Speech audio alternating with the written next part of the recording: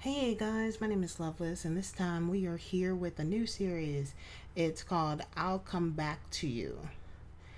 So this is another Love and Deep Space one.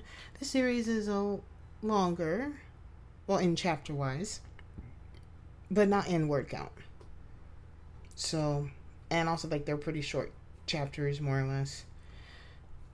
So let's get straight into it. Cold. You feel cold. Not the kind that burns your lungs and goosebumps pimples your skin, or makes your breath look like smoke in the midnight air. No, it's the kind that seeps into your very bones and seems to chill from the inside out, creeping, strangling, constricting, until you feel as though you can no longer think of anything else. Until you feel as though it fused to your very being like the sharpest of icicles. You suppose that makes sense with how wet your torso is. Your vision feels strange, like everything is simultaneously happening in slow motion and at hyperspeed.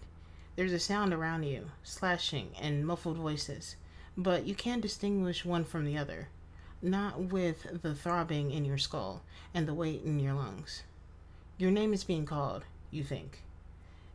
You want to turn your head towards the sound, but find yourself unable to move, unable to do anything, really, except to be cold. Are you shivering or convulsing? A blurry face comes into view. Black hair, green eyes, so wide that they look like they might bug out of his head. Zane. Behind him beams a light cleaved through shadowed night, bodies collapsing, thudding to the floor around you. The ones that don't are infiltrated by the inky red mist that dispels them into dust, or slashed by fiery blades that move quicker than your mind can comprehend. The hands on you feel warm. Strange, since Zane usually felt cold to you. You are propped up against a wall, you think. Your chin is lolling into your neck, and Zane grabs your face, fingers insistent. The pressure should be painful, but it's not. In fact, you can barely feel it. The chill is morphing into numbness, like the sensation you get right before pins and needles hit. You look at him in confusion, then follow his gaze down to your chest. It's at this moment you realize it's not raining, that the wetness you feel isn't water from the heavens above, or a burst of a fire hydrant caught in a crossfire. No, you're bleeding. Quite a lot, actually. Enough that it pulls beneath you, soaking your hunter uniform in a deep crimson, saturating where your muscles seem to have been cleaved in half. Oh, yeah, that's what happened. You remember now. You remember the wanderer with fingers like claws that had dug under your ribs and ripped one of them free, tearing through your skin and muscles in the process. The one that had screamed in your face. Maw open and acrid breath sinking into your lungs as you try to gulp down air to cope with the shearing pain. The one that now lays limp on the floor with your other companions as the night is finally still. You don't register the silence, not over the sound of your blood rushing in your ears. Focus on me. Look at me. Stay with me. Zane's voice is warped, as though spoken underwater. You frown as you try to do what he says, but everything feels heavy, as if gravity itself has stopped your body from responding to you. The others are in front of you now. You don't see their expressions. Can't really distinguish anything but their eyes. Their eyes. They remind you of those dreams you used to have, the dreams that played on repeat when you were a child.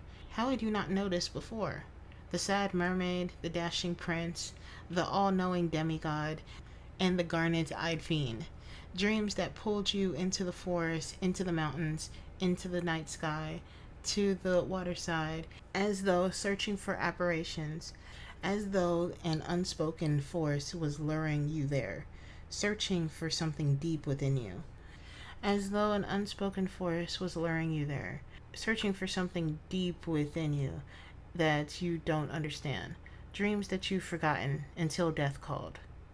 I'm dying, aren't I? The question tumbles from your mouth unprompted. Voice rhapsody, rattling in your chest as though fighting to break through with every haggard breath. Strangely, the fact that you were dying doesn't bother you too much. In fact, there's a strange acceptance that washes over you. Not peace, not contentment, just acceptance. You don't cry or mourn the life you could have had. You don't plead with the silent gods above to protect you, to save you. Why would you? When your entire universe is in front of you right now. No. Even muffled, Zane's voice was harsh. No, keep your eyes open. Count your breaths. You're gonna be alright. It's okay, you murmur. The words feel thick in your mouth, but you have to say them. You have to comfort them. You have to make sure they'll be okay before you go. No. Somehow you manage to find the strength to raise your arm. Unbeknownst to you, the movement pushes more scarlet blood out, even as Zane desperately tries to keep the wound closed with his jacket he shucked off his shoulders to press against you. You reach for him, but your fingers fall short of his cheek, strength draining as your hand falls back into the wet concrete beneath you. Your gaze drifts to one with watery, sunset-colored eyes. Raphael. Take it, you whisper. You think he questions you, but the dark pebble in the corner of his eyes, even if your eyes glimmer with more life than you feel you have. My heart, you say softly. Take it. What? He's confused, but you're not. No, not when his eyes blur with one from your dreams. The kind assassin who refuses to take the princess's heart, even to save his entire civilization. No, I can't. I'm gonna die anyway, Raffi. Wanna help. A different voice snaps. Don't talk like that, Xavier. Worry crests his brows, but not for yourself. Never for yourself. Is she safe? He knows who you're talking about. The little girl with a plushie in her arms who you had thrown out of the way shortly before the Wanderer attacked her, focused its energy back to you. She's safe. Pretty prince. A dozy smile fits on your lips, though it looks a little more like a grimace to them. Not your fault. Don't blame yourself. A hand grabs yours. You don't know who's holding you. Not until his voice sounds in your ear. Strained and raw. Do what the doctor says. Stay awake for us. Silas. You lower your head towards him. Eyes dazed. Vision fading. Again, his face blurs, and you swear you see twisted horns of the dragon poking through his powder white hair. Can't, sigh. Tired. It's like a blanket. Stay awake. Do you remember the flowers? What? You smile again. Flowers. For your horns. Your eyes drift back to Zane. And Jasmine's. You were all alone. You try to look at Raphael, at any of them, but even the colors of their eyes are blurring together. You can't see them, or the dreams anymore. Just vague shapes as the light in your eyes is dimming. You say to them anyway, I'm sorry to do this again. I'm sorry to hurt you. Your head thumps back against the wall, exhaustion drooping your eyelids. You don't know if you're speaking or not, but you try to say, look after each other. Don't be alone. I'll come back to you. Promise. Briefly, grief washes over you like a tidal wave. Grief, not for yourself, but for the men you have come to love, who have watched you die in their arms. You try to claw back to the surface, to open your eyes, and talk to them again. One last time, even if it's only to say 3 little words you always shied away from. Even if only you can see their eyes one last time. But you can't find the strength.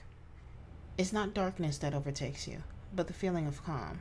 Like walking through a snowy forest, under the stars, or swimming in a tranquil sea painted red from a ruby sunset, like an embrace from an old friend bringing you home. That was so sad. Oh, every time I read this, I've read all the way to up to date right now, but since I got the permission, I just went straight to the beginning once again, because that's how it goes. This whole thing is so nice. Also, it has eventual smut. I will not be reading the smut. I'll probably get as close as I can to said smut, but will not read it. If you want to read the smut, that will happen eventually. You can do that. You'll have to read it on your own by going to the link in the description, like I always do. But that will not happen until at least 20 chapters in. It honestly might be, I think, 35. But I don't quite remember when the smut actually starts happening. So we'll see when we get there. But it's going to be a while. It's the eventual smut category. So we're going to see. But in this story, there is a crap ton of angst. So be prepared. This chapter is just a taste of how angsty this will be. Alright, so if you want to see more of this, you know what to do.